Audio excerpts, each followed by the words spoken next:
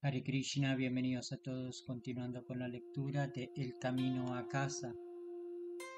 Desde Pompeya hicimos dedo hasta la ciudad portuaria de Brindisi, y con el último de enero en efectivo que habíamos conseguido ahorrar, navegamos a la isla griega de Corfú, la antigua Corcira de la que escribió Homero en la Odisea. Todos los días me paseaba solo por las colinas repletas de olivos e higueras en flor. Apreciaba el mar Jónico sentado bajo un granado y leía el libro del Tao, el Bhagavad Gita y la Biblia, ansioso de aprender lo máximo posible de diferentes maestros. Respirar el aire fresco del Mediterráneo inspiraba a la contemplación. Cruzamos hasta el continente e hicimos dedo hacia Atenas. Mientras ascendíamos por las carreteras me maravillaba ante la singularidad del terreno, la lengua y las costumbres de Europa. Yo venía de la región central de los Estados Unidos y tanta variedad expandía mi mente. Miré por la ventana y me sumí en la contemplación. Toda mi vida había estado condicionado a interpretar la realidad de una manera predeterminada de acuerdo a la cultura en la que había crecido. ¿Por qué los humanos parecemos tener una profunda proclividad a sentirnos superiores a otros, sobre todo en cuanto a la nacionalidad, raza, religión o posición social? Pensamos que nuestra condición es normal y que otros son extraños o inferiores. El orgullo crítico degenera en la intolerancia o el sectarismo, que genera odio, miedo, explotación y hasta guerras. Oré para que mis viajes me abrieran la mente y me proveyeran con la empatía de conocer cómo otras culturas veían la vida, el mundo y a Dios. Al llegar a Atenas le escribí una carta a mi familia en los suburbios de Chicago. Les conté dónde estaba, cuánto había significado para mí el viaje y lo cercano que me encontraba de ellos. Aún no tenía la valentía de decirles que no quería volver a la universidad en otoño, que no sabía cuándo regresaría. En Atenas, Gary y yo nos asombramos al ver a la policía exhibiendo ametralladoras mientras patrullaban las calles. Sabíamos que debíamos dormir en un albergue juvenil en vez de debajo de un árbol, pero había un problema. Nuestras humildes finanzas se habían acabado. Aunque los albergues eran económicos, no podíamos pagarlos. Así que regresamos a la práctica de los viajeros de tiempo completo de aquella época: donar sangre en los bancos de sangre del gobierno. El proceso primitivo que se usaba en aquel entonces era doloroso. Nos ataban a una mesa y nos sacaban sangre con grandes jeringas. Casi nos desmayábamos. Era una regla que a cada donante se le diera una taza de jugo de naranja y debía sentarse en una sala de espera hasta media hora después de donar sangre. Solo cuando veían que el donante estaba en condición estable nos pagaban. En la sala de espera, aguardando nuestro turno, Gary y yo soportamos el dolor en los brazos. Gary puso una mueca y se lamentó. Tiene que haber una forma mejor de ganar dinero. Miramos alrededor de la sala y vimos a un francés que sostenía una funda de guitarra con la misma cara de dolor. A unos asientos de distancia se encontraba un suizo con un estuche para violín, él también sosteniéndose el brazo. Como de costumbre, yo llevaba puesta la correa de mi armónica en el cinto. Nosotros los músicos nos miramos y nos sonreímos con la misma inspiración. Resultó que el suizo había aprendido de pequeño a tocar violín clásico, pero de adolescente había optado por tocar rock y blues. El guitarrista francés también había estudiado flamenco clásico, pero se había convertido en músico folk. Después de recibir nuestro dinero por la sangre, salimos a la calle y formando una banda comenzamos a tocar una loca improvisación de blues de 8 compases. Un grupo de gente nos rodeó y comenzó a bailar. Enseguida muchos más se unieron. Gary puso unas monedas en un sombrero prestado y lo meneaba para recoger las donaciones. Tan contenta estaba el público con nuestro espectáculo que no dejaban de arrojar dracmas, la moneda griega, al sombrero de Gary. El entusiasmo aumentaba y formamos una procesión musical por las calles de Atenas, tocando una única y larga canción. La muchedumbre nos seguía. Cuando nos detuvimos en una esquina se reunió aún más gente y los dracmas desbordaban el sombrero. Al final del primer día dividimos nuestras ganancias y nos registramos en un albergue juvenil. A la mañana siguiente éramos famosos. Una muchedumbre de griegos sonrientes aplaudía alrededor de nosotros en círculo. Nos amaban. Tocábamos con gran placer y pensábamos que era demasiado bueno para ser real. En una plaza nuestra música llenaba el ambiente. Los ancianos aplaudían, los adolescentes bailaban, los niños saltaban y las madres balanceaban a sus bebés siguiendo el ritmo. Todos sonreían aquella tarde soleada, y el sombrero se llenaba una y otra vez hasta que de repente la muchedumbre desapareció en un abrir y cerrar de ojos. La música cesó cuando nos clavaron unas ametralladoras en las caras. Nos arrestaron y nos arrastraron hasta la comisaría. Allí la policía confiscó todo el dinero del sombrero y nos advirtió de que nunca cometiéramos el mismo crimen de nuevo. Aquel fue el comienzo y el fin de mi carrera como músico profesional. Con algunos fondos que logramos esconder de la policía y con la certeza de que debíamos encontrar un lugar más pacífico para cultivar nuestra experiencia, Gary y yo compramos un boleto en barco a la isla de Creta. Llegamos al puerto de Heraklión, en el mar Egeo, y tomamos un autobús hasta la costa sur.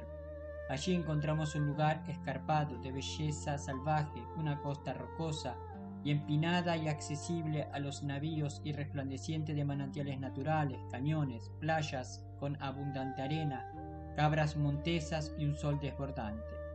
Nunca antes habíamos visto tantas cuevas. Maravillados elegimos una que dominaba el mar Mediterráneo como nuestra residencia. Este paraíso en la isla era el santuario perfecto para ayunar, meditar y orar. Antes del amanecer cada mañana escalaba una montaña donde meditaría y oraría hasta el amanecer. Mientras contemplaba las aguas del océano, mi sed de iluminación se intensificaba como nunca. Mientras tanto, Gary se quedaba en la costa también meditando. Después del atardecer nos veíamos de nuevo en la cueva y rompíamos nuestro ayuno de todo el día con un simple barra de pan. Mientras nos acomodábamos en el suelo de piedra para descansar, compartíamos nuestras realizaciones del día. Así pasaron semanas de contemplación. Para entonces mis oraciones y meditaciones habían avivado la llamita de mi anhelo espiritual hasta transformarla en un fuego ardiente. Desde aquella cima solitaria fui testigo de que toda mi vida se evaporaba en el fuego. Sentí que aquel deseo por Dios me consumía como si estuviera poseído. Sin embargo, el destino me dirigía hacia una encrucijada. Un camino me permitía seguir siendo la persona que yo quería ser, un chico estadounidense de una familia particular, del que se esperaba que asistiera a la universidad y se graduara, pero que se había unido a la contracultura. Otro camino me llevaría al reino donde todo debía cambiar. Tenía miedo. Sabía que estaba eligiendo algo que cambiaría mi vida completamente, pero nada me iba a detener. No sabía hacia dónde me llevaría el destino, pero sí que si quería avanzar en mi búsqueda, debía encontrar una nueva vida por completo con una nueva identidad. Debía dejar todo atrás. El día estaba terminando. La desdibujada esfera roja del sol se sumergía en las bocas del océano mientras se esparcía un manto de luz dorado sobre las olas, que se mecían y danzaban bajo su caricia. Las montañas de la costa irradiaban oro. La cúpula del cielo brillaba sobre mí en tonos rosados, anaranjados y lilas. Luego, desde el fondo de mi corazón, una dulce voz me ordenó: ve a la India. ¿Por qué la India?, pensé. Es otro mundo muy lejano y del que sé muy poco. Casi no tenía dinero y poco sabía de lo que cabía esperar, pero estaba seguro de que esta era la voz de mi Señor que me llamaba. En otras ocasiones sentí la presencia de Dios o la culpabilidad de haberme comportado de una manera en la que me separaba de Él. Sin embargo, esto era diferente. Era una voz silenciosa que resonaba desde mi corazón.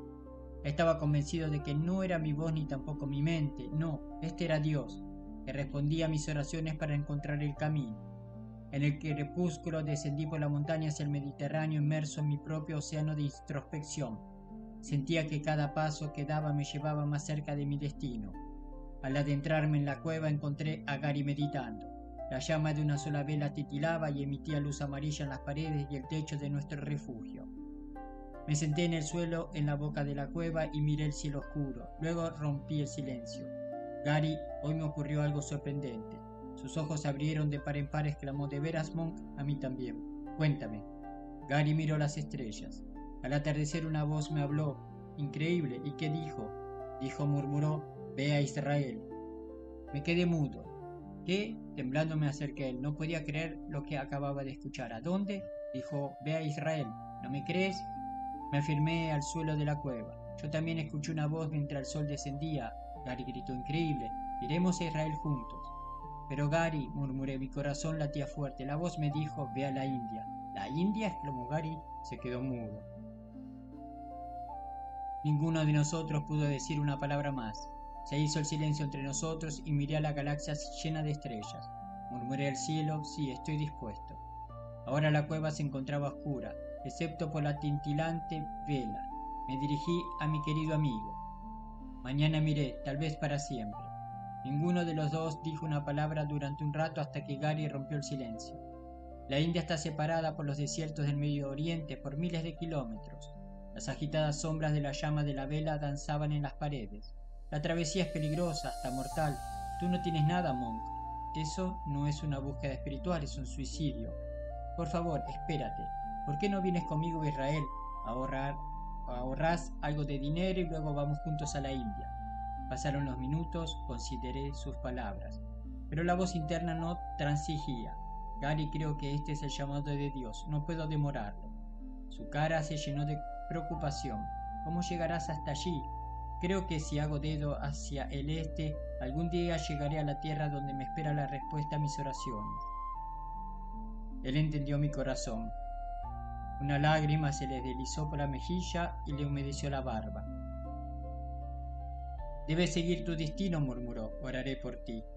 Mientras la llama de la vela titilaba su última luz, me acosté en el suelo de la cueva para descansar. En la tranquilidad de la noche miré las innumerables estrellas. Mi mente daba vueltas de la expectación. Salió el sol y me preparé para partir. Gary vino a la parada del autobús en un camino rural para despedirme. Estábamos entre unos pocos campesinos esperando el autobús y la tristeza de la separación comenzaba a sentirse. El amor fraternal que sentíamos era único. Desde la infancia habíamos pasado juntos las misteriosas transiciones de la vida.